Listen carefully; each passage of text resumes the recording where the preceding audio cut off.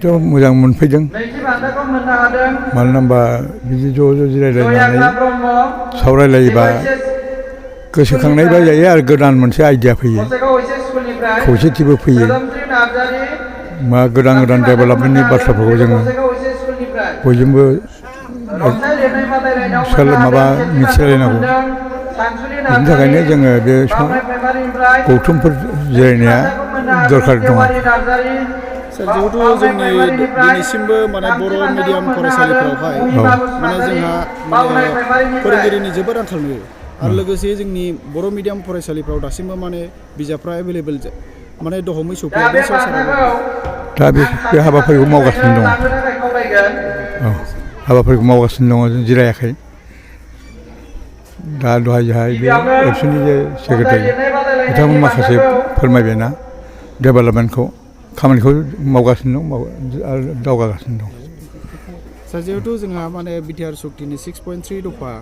दा दिनैसिमबो बियो माने मावफुं जादोंना जायाखै बेखौ माने पाब्लिकफ्रा माने जोंनि सिगाङाव बुंबाय थायो दा बेनि सायाव सारा मा कमेन्ट होनो सानो सार ना बेखौबो मावगासिनो दङ मावगासिनो दं हिसाबै जोङो 37थि खेब गसाइगाव जिल्ला बर' थुनलाइ आफादनि गेवलां मेलखौ जोङो गाजा गोमजायै खुंफुंनो थाखाय हाबाफारि लाबोदोंमोन दा बेनि मुङैनो दिनैनि बे हाबाफारियाव जोङो फुंनि हाबाफारि हिसाबै मेन गेट बेखेवनायजों लोगोसे जामुंसालिखौबो आलासि लेंहरनानै जोङो बेखेवदों बेजों लोगोसे थामथि हाबाफारि हिसाबै जोङो 31थि खेबनि बोसोरारि जथुम्मानि बै बर' थुनलाइ आफादनि फिरफिलाखौ जोङो आफादनि जानानै गुदि बर' थुनलाइ आफादनि साफ्रोमबो बिबानगिरि दैदेनगिरिफोरखौ लानानै आरो बेजों लोगोसे बानजाय आफादनि माखासे मावथिफोरखौ लानानै आरोबाव मावसोम हान्जानि मावथि बिथांमोनखौ लानानै आरोबाव माखासे फरायसालिमा फरायसालिनि फरायसा फरायसुलि बिथांमोनखौ लानानै दिनैनि बे हाबाफारिखौ फिरफिला उरायहोनायखौ जोङो गाजा गोमजायै मा होनना बुङो फिरफिलाखौ उरायहोनो हादों आरो गसाइगाव जिल्ला बर' थुनलाइ आफादनिनो आफादगिरि हिसाबै आङो आफादगिरिनि बिबुंथिखौबो होनाय जादों बेजों लोगोसे बे हाबाफारिया जोबनायलाय जोङो ब्रैथि हाबाफारि हिसाबै गसाइगाव जिल्ला बर' थुनलाइनि दैदेननायावनो जोङो गसाइगाव जिल्ला लिरगिरि गौथुमनि जोंहा आफाद दंखाय बे आफादनिनो माखासे बिबानगिरि दैदेनगिरि स्पेसियेलि आफादगिरि नेहाथारि बिथांमोनखौहाय जों बिथोन होनानै जोंनि माखासे जेनेरेसन जेनेबा फरायसालियाव फरायनाय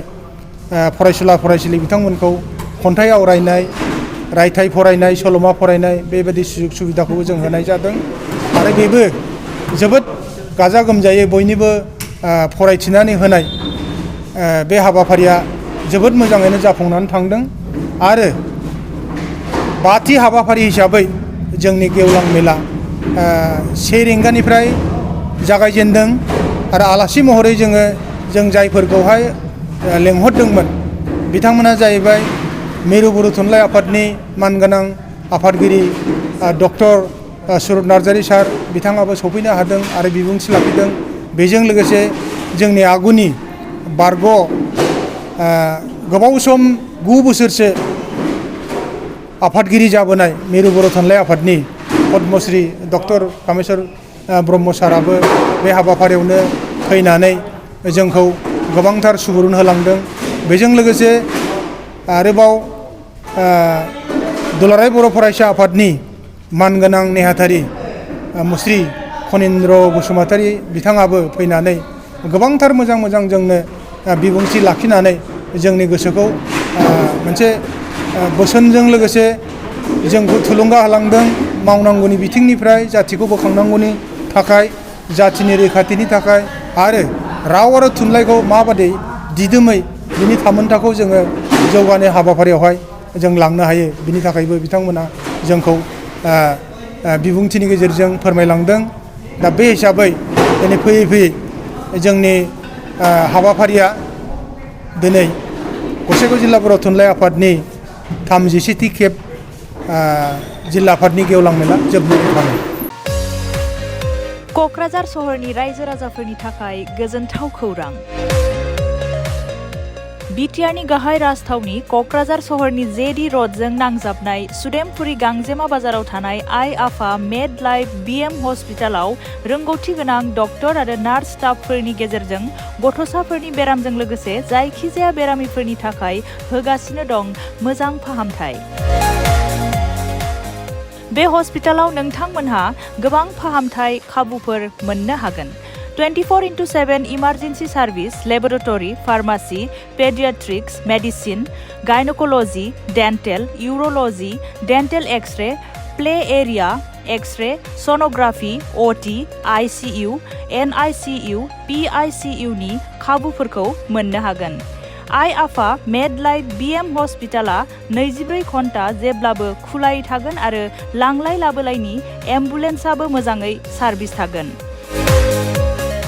आबुङै खौरां लाहरनो थाखाय 9101 655 430 8822 688 026 जानबुं नम्बराव खौरां लाहरनो हागोन।